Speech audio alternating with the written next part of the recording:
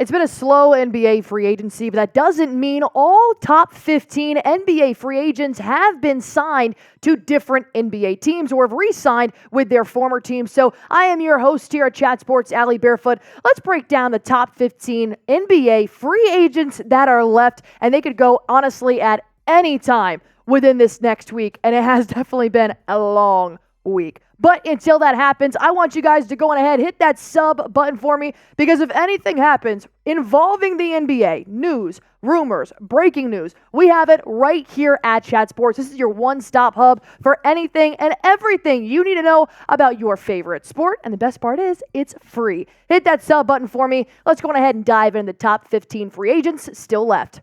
I'm actually very surprised at number one here. DeMar DeRozan played recently with the Chicago Bulls. I know the Bulls are kind of looking to restart and rebuild their franchise, and they have successfully traded away Alex Caruso, but DeMar DeRozan has still been left with, is he returning? Is he going to a different team? And there have been several reports that have come out about where DeMar DeRozan could possibly go, but just like the rest of the NBA free agency, it's taken a while for anything to happen. So let's go down what the latest on DeMar DeRozan actually is. Barry Jackson tweeting out here after initial discussion between the sides, a Heat follow-up on DeRozan is expected in the next 24 hours. I'll take it. Give me a timeline. I am all for it because I have no idea when any signings have been happening recently. There's no indication Miami would move mountains to sign him, but they've said they like him, especially if at a bargain. In general, they have been eager to explore other things instead of immediately signing Highsmith,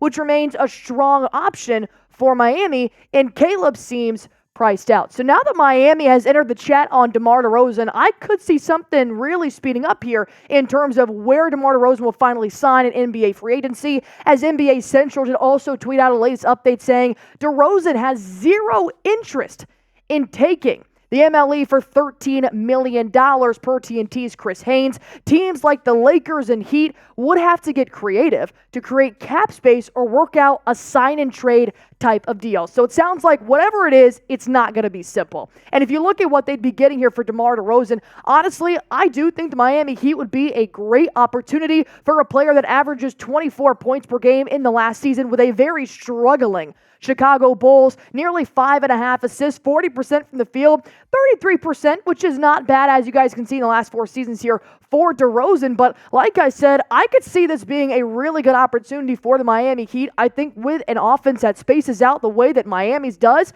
DeMar DeRozan could find himself as an active three-point shooter, as an active role player here for the Miami Heat. So with that being said, from the latest reports that we have seen going all over Twitter about where DeRozan could go, as he is our top free agent that is still left on the board, let me know where you guys are thinking. Type LAL for Los Angeles Lakers, type MIA for Miami Heat, or if there's another team, go ahead and comment where you want to see DeMar DeRozan end up during NBA free agency.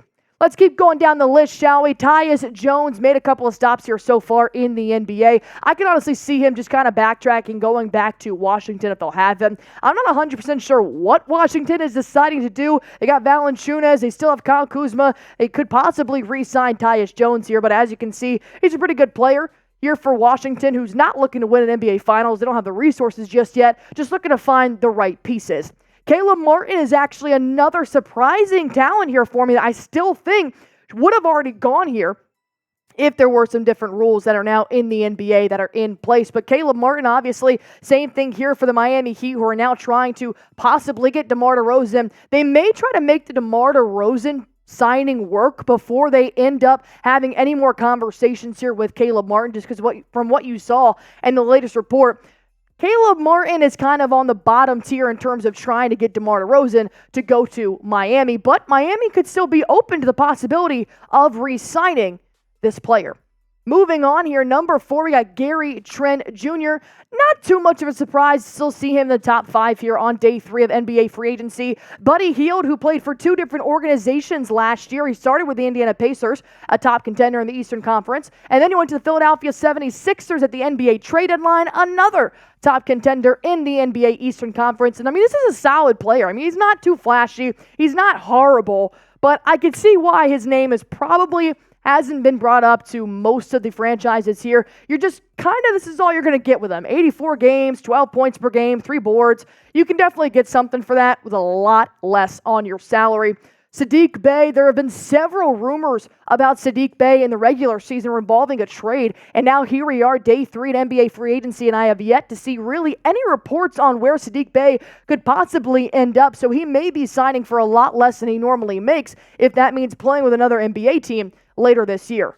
This is my biggest surprise. Number 7, Malik Beasley. I thought he had a very good year for the Milwaukee Bucks, but was just overshadowed by all the talent that was possibly there. I think he could be a very good role player for another NBA team, but as of right now, nobody seems to be knocking on his door pretty heavily. And when I say a pretty good role player, I mean, imagine these numbers coming off your bench. I think this would definitely suffice, especially in the regular season. About 11 points per game, nearly 4 boards, 1.5 assists, 44% from the field. But here's the key, 41% from downtown. That's where I think Beasley really thrives. And if anybody's looking for a nice sharp shooter coming off the bench, I would be calling Malik Beasley if I was somebody in the NBA. But as of right now, he does still remain our top 15 board on day 3. If Beasley, Martin, DeRozan, any of these players go anywhere, we're going to talk about it right here. We have actually been live for the last 3 days, almost all day long, talking about the latest news or lack thereof in NBA free agency. If you guys want to be a part of it, go on ahead, hit that sub button for me. We talk about the NBA, we talk about the NFL, college basketball, even a little WNBA. Go on ahead, hit that sub button for me, and let's keep breaking down the top 15 NBA free agents that are left. Coming in here, number 8. Gotta make sense when you sign Miles Bridges. You're going to sign the baggage that comes with Miles Bridges.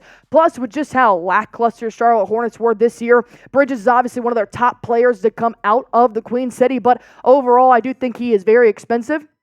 And once you do pair on that baggage that he did have in the regular season, it doesn't make him a hot commodity in the top 3 days of NBA free agency. But I could still see Miles Bridges going later this week or possibly even in the next week. But Precious Achiuwa, who just played for the New York Knicks, obviously they re-signed OG Anunoby. They did acquire Precious and OG around the same time, but they're just not looking to keep Precious around. Honestly, I don't know how the Knicks would even possibly make it work. They've got so many players coming in, a lot of money going out, but when you look at what Achiuwa did this last year, playing for the Raptors and playing for the New York Knicks, he averaged a lot more minutes here for the Knicks, but they were also injured, so you needed more out of him than you did in Toronto. About the same type of points per game. He rebounded a lot better in New York. Same with the blocks, and he actually even shot better, so I do think he played better with other players around him, but overall, I don't see Tom Thibodeau re-signing him and bringing him back as a New York Knick. You got Prince out of the Los Angeles Lakers coming in at number 10 here. Once again, the Lakers are making several moves. There were a lot of rumors as well trying to fall about Klay Thompson, if they're going to get Paul George. So I just don't think they've really addressed most of their players just yet. But I could see the Lakers possibly re-signing Prince here in the next couple of days. Gordon Hayward, who originally makes $30 million in the NBA, better be expecting a large pay cut, or else he should be expecting watching the NBA from his couch later this year. I just think he's washed up. I think he could definitely be a vet minimum, be a locker room guy, be a leadership guy somewhere in the NBA still, because when he played for Charlotte, who was horrendous, he averaged about 15 points per game. He was obviously one of their top stars. But then you go to the Thunder, surrounded by a lot of young talent there, and doesn't really do the same. I think when he went to the Thunder, it showed a lot of NBA contenders that he may be washed up, which is honestly, I think he would have better chance of signing it to a team if he had stayed with Charlotte and then possibly within free agency. But with that being said, the most underrated free agent signing this offseason, I still got to go with Chris Paul, the San Antonio Spurs. I'm already seeing the jersey swaps. I'm already seeing Popovich talking about it. I think that's going to be really great. And I am excited to see what Chris Paul still has in his bag, upper late 30s, playing with a really young Wemby. I think that's going to be really fun. But comment your most underrated free agent signing in the comment section down below. All right, coming down here, the bottom four, we got Hayward, Highsmith. You saw the reports there on Miami. They haven't really addressed Caleb Martin or Highsmith just yet because they're really trying to tack on what they could possibly be getting right now for DeMar DeRozan. So I don't blame them not trying to make any certain moves until you know for sure or not if DeRozan is going to come to Miami. Luke Kennard, you just kind of get into some role players here in the bottom three. Not too much, not really going to push your needle here, but if you're looking for a good bench player, I could see Luke Kennard signing with a team possibly still in the Western Conference. Coming in at number 14, we have Kyle Lowry, previously played for the 76ers. He started last season with the Miami Heat, was traded to the Hornets, then bought out by the Sixers. So obviously not looking like they're trying to retain Lowry, especially with the couple of contracts they've just paid for. Paul George, extending Tyrese Maxey. So I'm pretty intrigued to see where Lowry will end up and when he will sign with an NBA team. And then Patrick Beverley has seen himself on a few different teams in the last couple of years. When you sign Pat Bev, you also sign his ego, and you also have to sign, I guess, onto a subscription with the Patrick Beverley Podcast. So with that being said, those are the top 15 NBA free agents left so far. We'll let you guys know if there's anything you need to know about breaking news in terms of NBA-wise. All you have to do is hit that sub button for me.